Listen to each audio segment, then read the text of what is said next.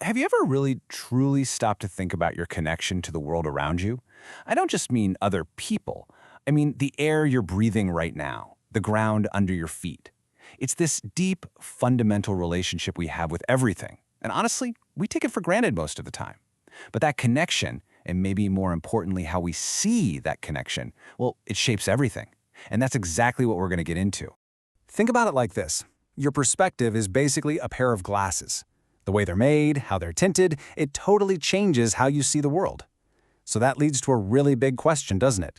How does the specific lens we use to look at nature actually affect what we do to it?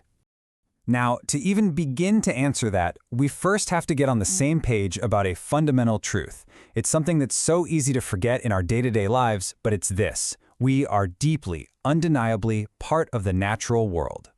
Right, so this isn't some us versus nature situation. We are nature. I mean, literally. We're made of the exact same stuff, the same carbon, the same water, the same basic building blocks.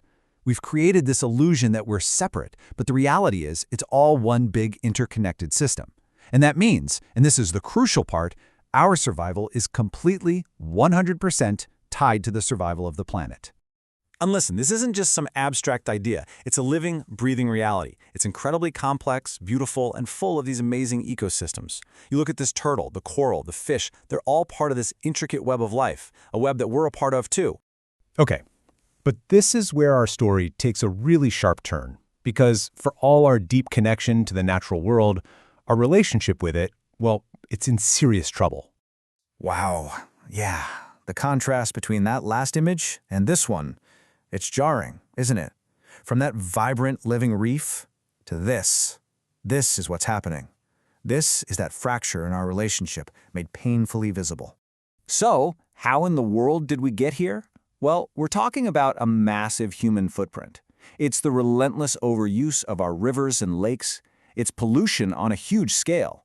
Habitats just vanishing because of sprawling cities and massive farms. The whole shebang. And the scale of this, it's just staggering. I want you to just let this quote sink in for a second. Human actions threaten more species with global extinction now than ever before. This isn't just my opinion. This is from a major international scientific body.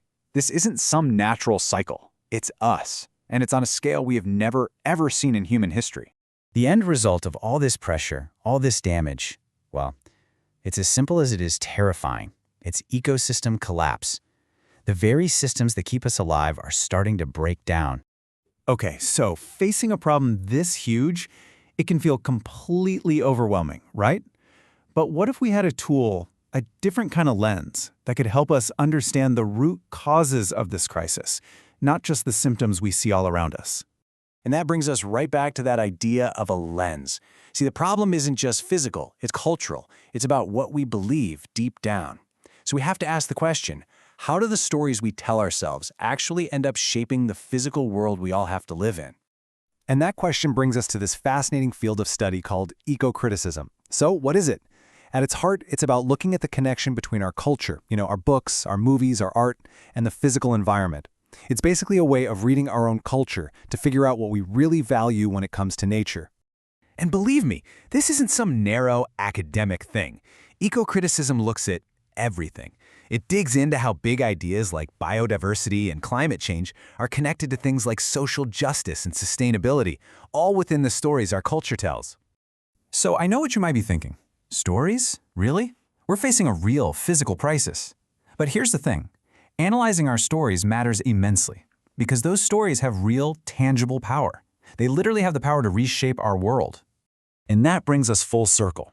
The culture that we create and consume every single day, it directly shapes the lens through which we see nature.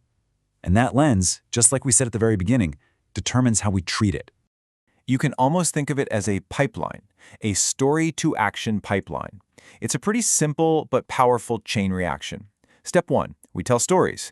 Step 2, those stories sink in and shape our cultural values, what we think is important.